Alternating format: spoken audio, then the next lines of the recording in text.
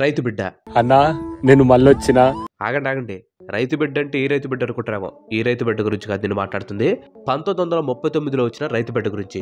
అంటే మనకి ఇంకా స్వతంత్రం రాకముందే గోడవల్లి రామబ్రహ్మం గారు ఈ రైతు బిడ్డ మూవీ అనే సినిమాని డైరెక్ట్ చేశారు. బ్రిటిష్ వాళ్ళు మనల్ని పాలిస్తున్నప్పుడు మన దగ్గర అంటే తెలుగు వాళ్ళ దగ్గర జమీందారీ సిస్టమ్ అనేది ఉండేది. ఈ రైతు బిడ్డ సినిమాలో జనాల మీద జమీందారులు చేసే అన్యాయం గురించి వాళ్ళు క్లియర్ గా చూపించారు.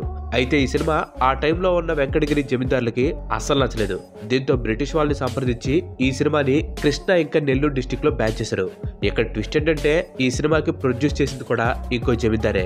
యార్లగడ్డ శివరాం ప్రసాద్ అనే జమీందారి ఈ సినిమాకి ప్రొడ్యూస్ చేశారు. మనకి ఇండిపెండెన్స్ వచ్చిన తర్వాత 1948లో ఈ సినిమాని మళ్ళీ రిలీజ్ చేశారు. మనందరూ తెలిసిందే ప్రతి సంవత్సరం వందల కొద్ది సినిమాలు రిలీజ్ అవుతూ ఉంటాయి. కొన్ని హిట్ అయితే కొన్ని ఫ్లాప్ అవుతూ ఉంటాయి. కొన్ని ఎంటర్టైన్ చేస్తే ఇంకొన్ని విసిగిస్తూ ఉంటాయి. కానీ ఎప్పుడో ఒకసారి ఒక సినిమా అయితే రిలీజ్ అవుతుంది. ఆ సినిమా రిలీజ్ అయ్యే టైంలో ఉండే కాంట్రవర్సీ ఉంటుంది చూడండి. అబ్బో దెబ్బగా కాంట్రవర్సీతో సినిమాను కూడా బ్యాన్ చేస్తారు. సో అలా ఇండియాలో రిలీజ్ అయ్యి బ్యాన్ అయిన సినిమాలు, రిలీజ్ కు ముందే బ్యాన్ అయిపోయిన సినిమాలు ఏంటో ఈ రోజు వీడియోలో మనం తెలుసుకుందాం. Let's get into the show. Black Friday Anurag Kashyap direction లో 2004లో వచ్చిన ఈ సినిమా ఒక క్రైమ్ ఇన్వెస్టిగేషన్ థ్రిల్లర్ మూవీ. ఈ సినిమా మొత్తం 1993లో బాంబేలో జరిగిన బాంబు దాడుల చుట్టూ తిరుగుతుంది.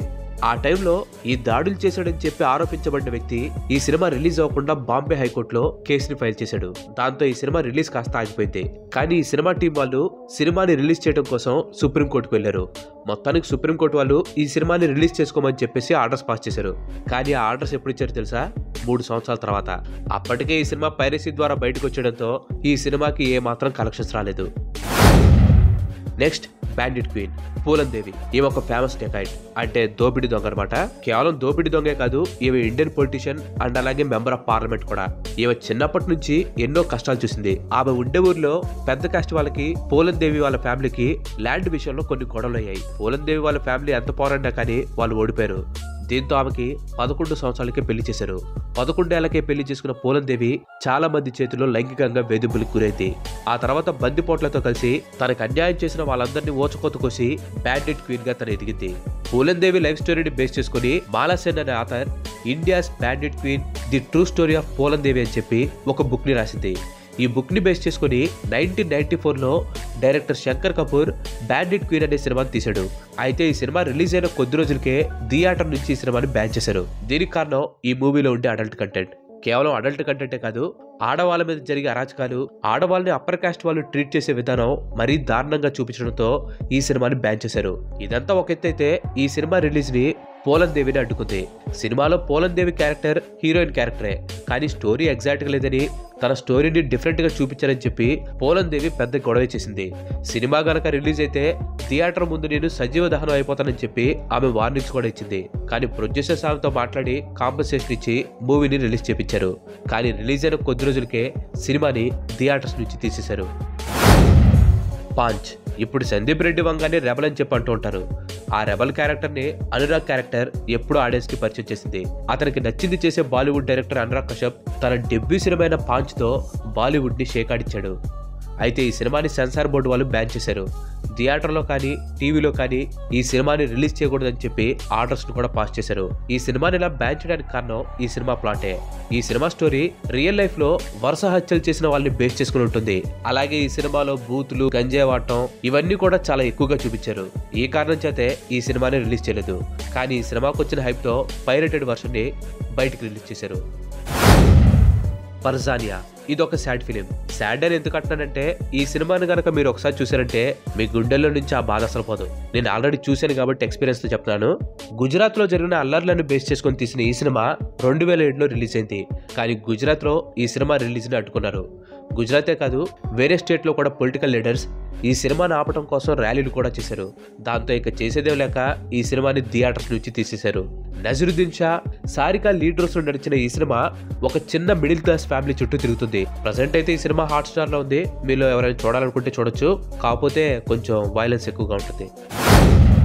Next dazed in Doon. ఈ సినిమా గురించి చాలా మంది తెలీదు.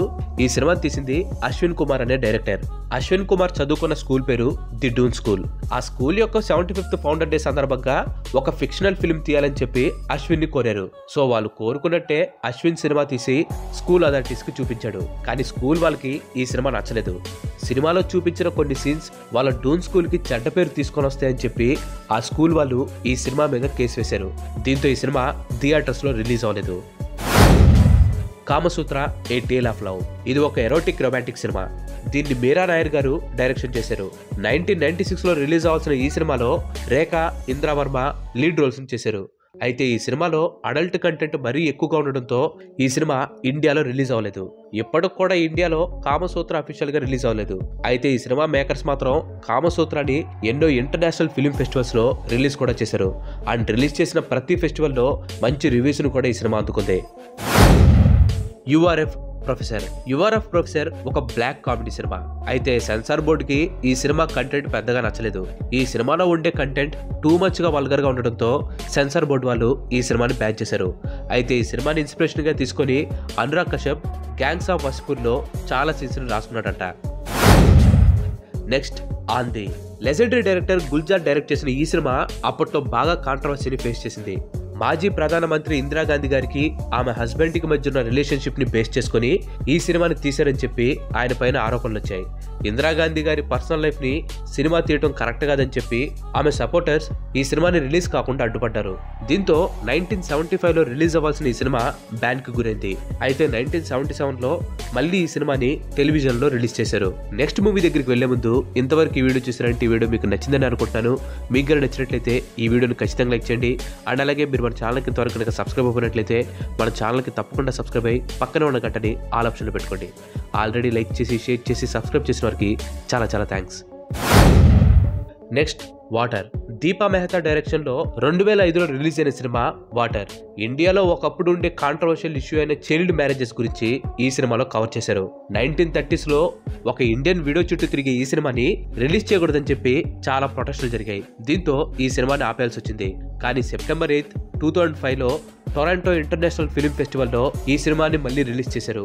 ఆ టైంలో ఈ సినిమాకి మంచి రివ్యూస్ కూడా వచ్చాయి. దాంతో ఈ సినిమాని రిలీజ్ చేయాలని చెప్పి ట్రై చేశారు. కానీ అది కుదరలేదు. 2 ఏళ్ల తర్వాత అంటే 2007లో సెన్సార్ బోర్డు వాళ్ళు యూ సర్టిఫికేట్ ఇవ్వడంతో ఈ సినిమాని మళ్ళీ ఇండియాలో రిలీజ్ చేశారు. ఫిరాక్. 2008లో రిలీజ్ అయిన ఈ సినిమాని నందితా దాస్ డైరెక్ట్ చేశారు. ఈ సినిమా థీమ్ ని 2002లో గుజరాత్ లో జరిగిన అల్లర్లను బేస్ చేసుకొని చేశారు. గొడవల తర్వాత అక్కడ ప్రజల జీవితం ఎలా ఉంటుందనేదే ఈ సినిమాలో చూపించారు. ఆ తిరుగుబాటుల్లో నష్టపోయిన 1000 మందిని సంప్రదించి వాళ్ళ స్టోరీస్ ని తీసుకుని ఈ సినిమాని తెరకెక్కించాలని చెప్పి డైరెక్టర్ అనుకున్నారు. అయితే ఈ సినిమాని గుజరాత్ లో అయితే రిలీజ్ చేయలేదు. బట్ ఇండియా మొత్తంలో ఈ సినిమాకి మంచి రివ్యూస్ వచ్చాయి. అయినా కానీ గుజరాత్ లో మాత్రం ఈ సినిమాని రిలీజ్ చేయలేదు.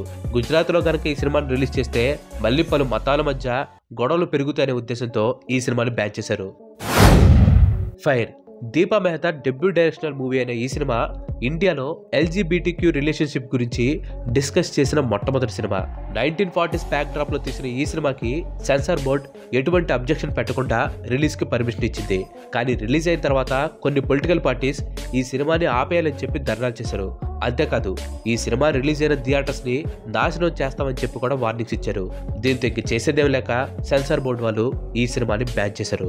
సో ఇవి గైస్ కొన్ని బ్యాన్ అయిన మూవీస్. ఇవి కాకుండా మీకు తెలిసి ఇంకెవరుంటే మాత్రం ఖచ్చితంగా వాటి పేర్లని కింద కామెంట్ చేయండి. నెక్స్ట్ పార్ట్ లో దాని గురించి చెప్పడం ట్రై చేస్తాను. Thanks for watching. ఈ వీడియో కనుక మీకు నచ్చినట్లయితే లైక్ చేయండి, షేర్ చేయండి. అండ్ అలాగే మన నెక్స్ట్ ఎపిసోడ్ మిస్ కావద్దు అనుకుంటే మన ఛానల్కి తప్పకుండా సబ్స్క్రైబ్ అవ్వండి. ఇంకో మంచి ఎపిసోడ్ లో మళ్ళీ కలుద్దాం. Till then bye bye. Have next day.